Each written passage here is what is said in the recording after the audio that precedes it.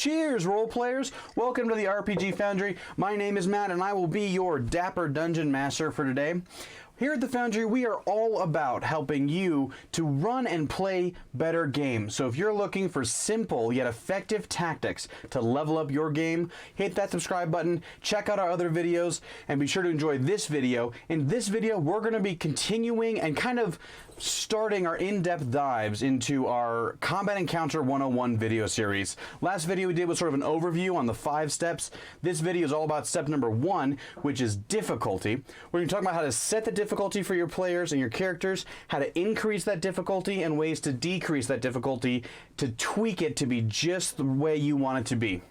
So, enough chit-chat, time to level up.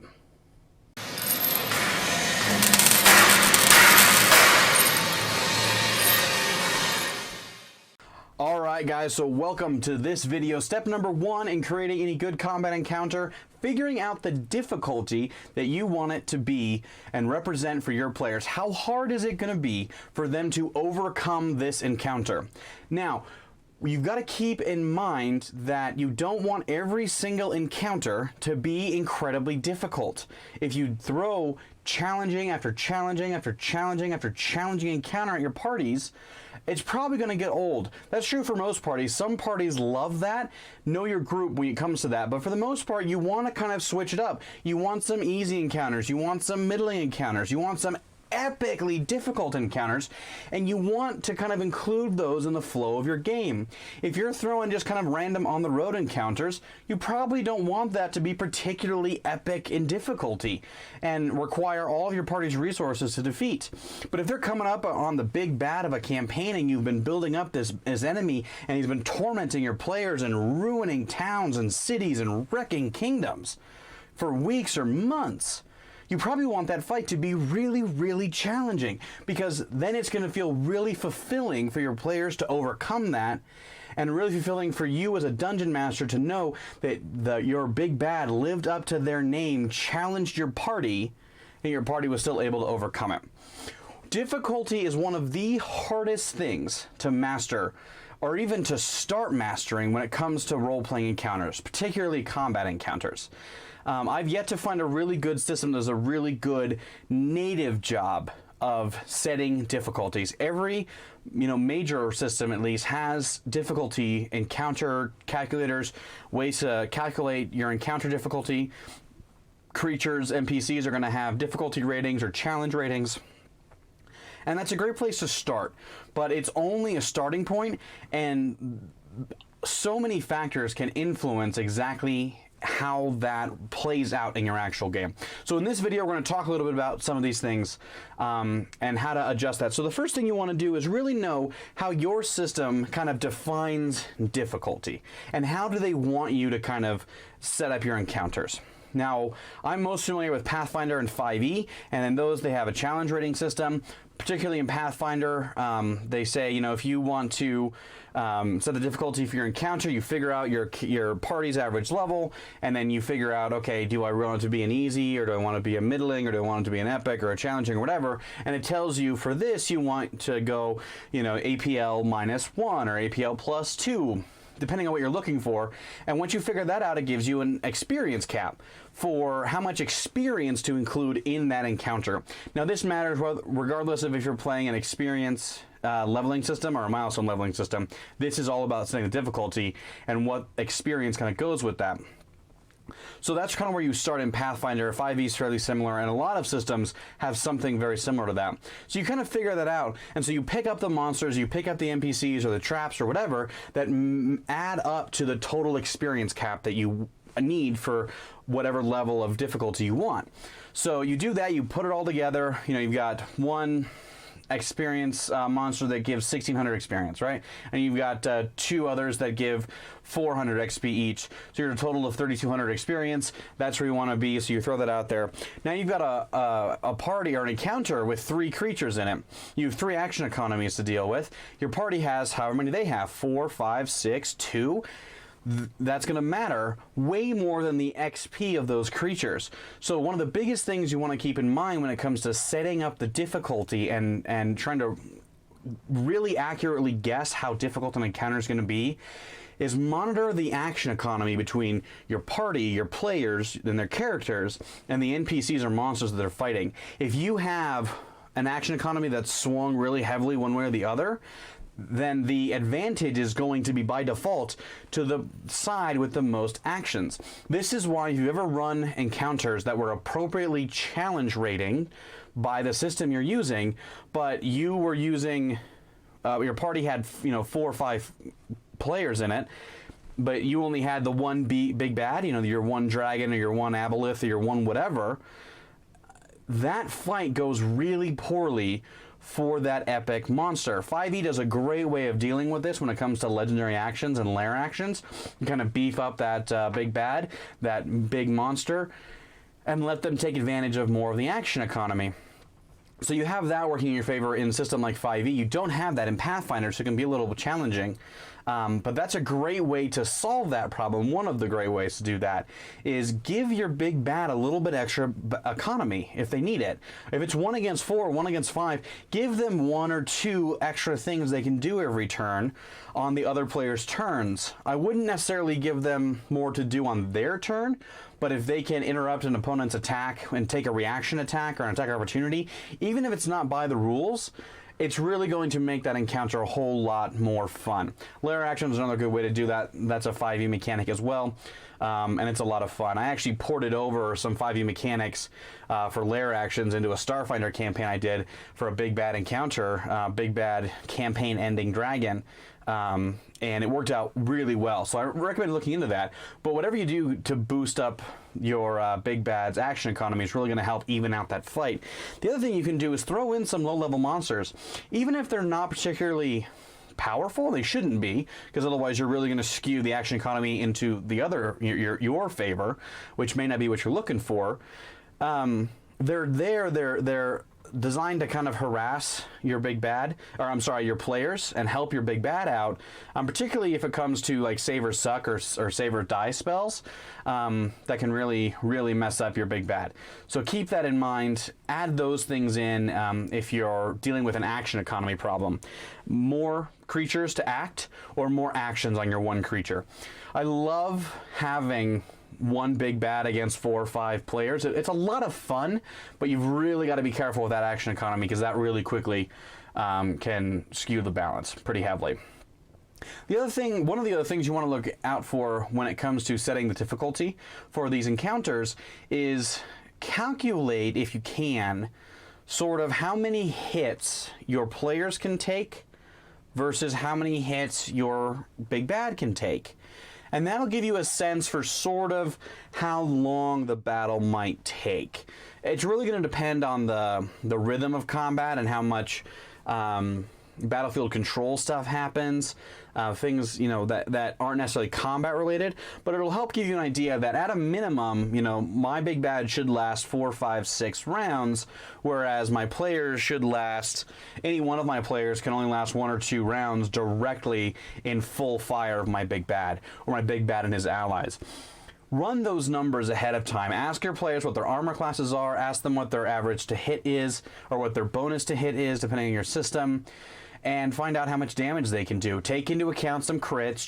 Just remember, what you don't want is for one of your players to get lucky, roll a crit, and end your big bad immediately. That was poor planning if you let that happen, and you just that shouldn't happen, because it's really anticlimactic. That one player may feel like it was really cool.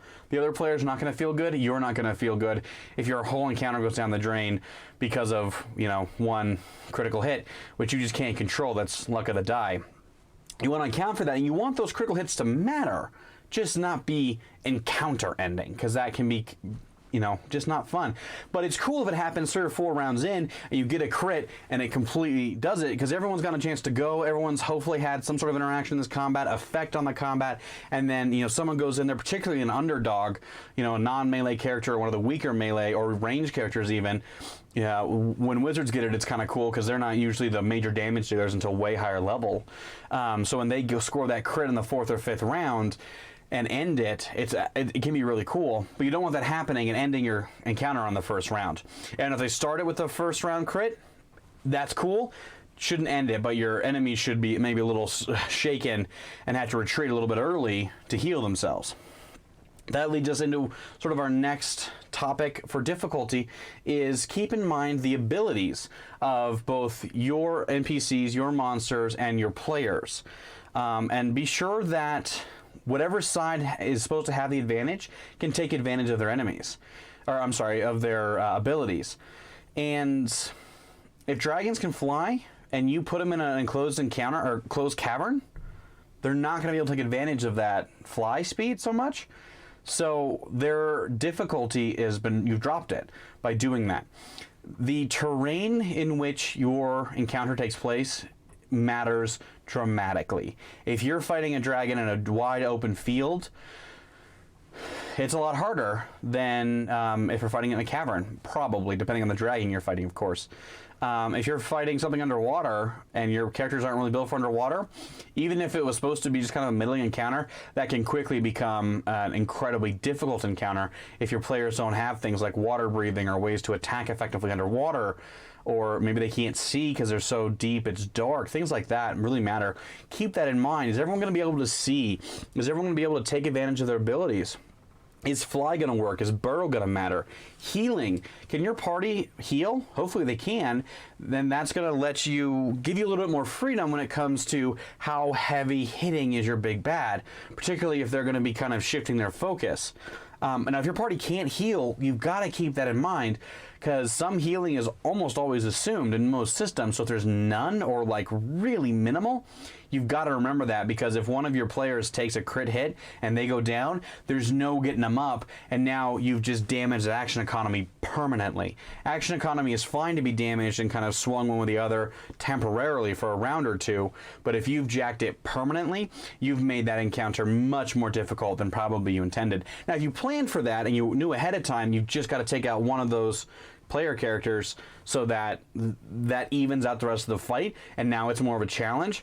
That's fine. There are other ramifications to keep in mind for that. Having a player character out of a fight is really boring for that person, so I wouldn't recommend that in most cases.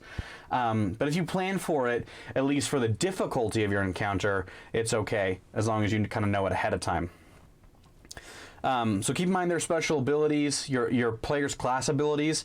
It actually worked out really well. I didn't know this about Starfinder is not a system I know real well, and we kind of rushed through the leveling to kind of get to the end of the campaign, and so they're fighting the big bad dragon at the end, and it ended up being a phenomenal fight, but I could see it was starting to turn into a little bit of a drag, because the dragon had fast healing, and in his own lair, you know, he had radioactive stuff that he was using to boost himself, and then he would retreat by burrowing underground and heal for a bit using fast healing, and pop back up and start doing some damage. And I was like, he can just keep doing this, and this is going to become a slog real quick. Well, it turns out that the wizard, who in Starfinder they're called Technomancers, turns out he had a special ability called Phase Shot, I think, where he can shoot through anything, walls, dirt, anything. As long as he knows that the target is in range, he can make a shot, and the shot just phases through all matter. So he took a shot, and he managed to hit the dragon, and he tried this several times, and it never worked. This time, though, not only did it work, but it dealt just enough damage to kill that dragon underground. It was super cool. It was a great way to end the campaign. It was a great way to end that fight when I was getting concerned it was going to turn into a slog. So it really worked out really well. But there's ways that could have gone horribly wrong because I didn't know about the abilities. So know kind of some of your players' abilities, and particularly if you have spellcasters, know what's on their spell list. Know what spells they likely have access to at these levels, because that can quickly turn a fight around and make for a really disappointing encounter if you're not prepared for it. So really be prepared for that. And going back to terrain, are there traps? Traps can also really swing the tide. Also, things like lair actions can also really swing the tide. And they can be really cool, particularly if you're fighting in a place where that makes sense. Make sure that these things kind of make sense. Don't just be throwing stuff in here willy-nilly. Unless your group just doesn't care about continuity and sort of enjoying the environment they're in and sort of escapism. If they don't, then it's not that big of a deal, but a lot of people really enjoy that. And so if there's things in this terrain that are just completely out of nowhere, it's going to kind of break their immersion a little bit, so just be careful of that. But put it in if it makes sense, particularly if you have highly intelligent creatures. Even bestial creatures without much of intelligence have sort of a natural instinct to protect what's theirs. So they might not be doing traps, but they probably have a lair. They've burrowed into the ground where it makes sense for them. They've defended their territory. So be sure to keep that in mind and just don't go overboard when you're doing stuff like that. Those are some really important things to keep in mind when you're talking about trying to set that difficulty. And you can tweak these difficulty things as you need to kind of get it where you need to go. If you're trying to have them fight a really cool creature, but it's probably not quite tough enough to make the difficulty what you want it to be, throw in some terrain that it can take better advantage of than your players can. Give it some water they can swim through, and maybe it has a swim speed that's 2 or 3 times its land speed and can really just use mobility around the battlefield to take control and stay out of the way of things. If they're highly intelligent, be sure that their lairs or their whatever terrain this is reflects that. So they've got things they can hide behind. They maybe have materials they can use. They've got items they can use. They have allies they can call in if they need to. Using rounds in combat is a really good way to kind of even this out, where you have, run round of maybe 2 creatures and then give them a break for 1 or 2 rounds, and then you have a round of combat for, a couple of more creatures or higher difficulty creatures, things like that, while you kind of build up and people, creatures are rushing in from various parts of the dungeon to meet the party here because the alarm's been sounded or whatever. That can be a really good way to even out that encounter, because you're dealing with even levels of action economy, and still have a pretty good encounter until they get to the big bad, where they've used up some of their spells and resources and abilities and things. So then if you're doing that and you're wearing them down ahead of time, then your big bad doesn't have to be nearly as scary, and probably shouldn't be, because your big bad's probably going to be full up on abilities, but your players are not going to be. So keep that in mind as well. What sort of condition are your players probably going to be in by the time they get there? Now, if you're giving them plenty of time to rest, and they're going to be able to get a full night's rest or whatever it is in that system to re-up all their abilities and get all their spells back and heal up and all this stuff, or if they have abilities in the party that allow them to do that, then be sure that your big bad reflects that, because if it's not, it's really going to be a disappointing encounter for your party. So those are the things for difficulty to really keep in mind. Don't be afraid to tweak things on the fly.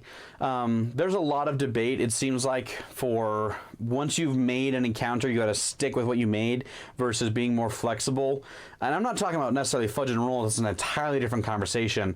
But when it comes to the actual encounter that you've made, feel free to adjust things on the fly, like their hit points, their to-hit modifiers, the damage they're dealing, their natural effects. Maybe you built these really cool natural effects that you expected to be able to go through the entire combat, but you see it quickly turning against your party because you didn't plan it correctly and you made it harder than you meant to. Then you can dial it back, and maybe those natural effects don't get to happen as often, right? You can do that as a dungeon master, particularly if it's because you didn't plan appropriately and you didn't take something into account. You didn't realize something would hit very hard. Going back to my Starfinder campaign, that's the one I played most recently, that we kind of played a lot through, is radioactivity in that game is a major problem. If you don't know how to deal with it, you don't have the characters to deal with it. And I didn't really think it through how bad of an effect radioactivity was. So when I hit my players with it, it almost killed them. Killed one of them, and it was their healer, because he didn't have a way of dealing with radioactivity, but he was constantly being bombarded with it, because not only could he not heal it, he also couldn't really defend against it. It was a big problem, but they ended up, it was okay, but it was way, way closer than I intended that encounter to be, which was kind of nice, because I had been having a hard time challenging. But if you're not ready for that, and that's, it can mess you up a little bit and kind of be a little uncomfortable, particularly if it starts feeling unfair for your party. Where they didn't have a way to defend against it. They didn't have any heads up. There was no warning. They didn't act irrationally. They weren't just going off the deep end, and there's just nothing they could do, and they're just dead. That's not fun for anyone, really, and it's just going to cause some stress and tension at your table that does need to be there. So avoid that. And that's really what this whole thing about setting difficulty is about, is making sure that the encounter matches what you wanted it to be, and doesn't just completely throw your parties or you out. You have no idea what you were expecting to happen, and it's just totally not that. So that's what you want to do. Thinking through these things, thinking through your players and your monsters' abilities, thinking through starting with that base that your system allows you to use, starting with that base and working off of it and tweaking it, adjusting your action economy, giving your big bad some allies or some additional actions to do on their turn to even that out, or letting your players do some things to even it out if they're on the losing side. Using the terrain to their advantage or your advantage or both. Having a terrain that both parties can use is really, really good if you can pull that off. It's kind of tough sometimes, but if you can do that, it's really good, and it makes for a much more engaging encounter rather than we just stand on opposite sides of the field and blast everyone with, you know, spells and arrows and guns or, you know, whatever it is. So guys, I hope this video was really helpful for you. I know it was a little bit long-winded there at the end. I can kind of get that way. It's been a long day at work, long couple of weeks really, but I hope this helps you when you're setting your difficulty for your encounters. Just things to keep in mind, these things that you can tweak and change and modify to make your encounters easier or harder for your players. Thank you so much for hanging out. I really hope you're enjoying this video series. Keep going. We've got 4 more videos in this series, and at the end of the series we have a video where I actually build an encounter that I'm going to put my players through using the encounter building worksheet that I've built for you guys to use, totally free. Don't even need your email or anything. There's going to be a link down in the description below. Feel free to grab it, save it to your drive, print it off, whatever. Use it. It's a really good, just sort of a worksheet to give you something to think about as you're building your encounters, and some things that just kind of help your encounters feel more fleshed out and more well thought through, more engaging. Ultimately, that's what we're here for. The RPG Foundry is to help you play and run better games. I really hope this is helping. Leave some comments down below. Let me know what you thought about this. I would love your feedback. You can basically find me all over the world of social media at the RPG Foundry, Facebook, Twitter, Instagram, YouTube here, of course. Love to connect with any and all of you. I'm basically on all of them. You can reach me wherever works best for you. I would love to connect with you. I try to answer everyone that I can personally. I really, love this community. I love talking to everyone and working with everyone and helping everyone and engaging with everyone. There's so many good ideas to help everyone run and play better games. So guys, on behalf of me and my RPG Foundry here, thanks so much for being here. Love to see you guys in the next video. Love to connect with you. So until next time, guys, whenever I see you again, here's to fun, here's to adventure, and here's to role-playing. I'll see you in the next one.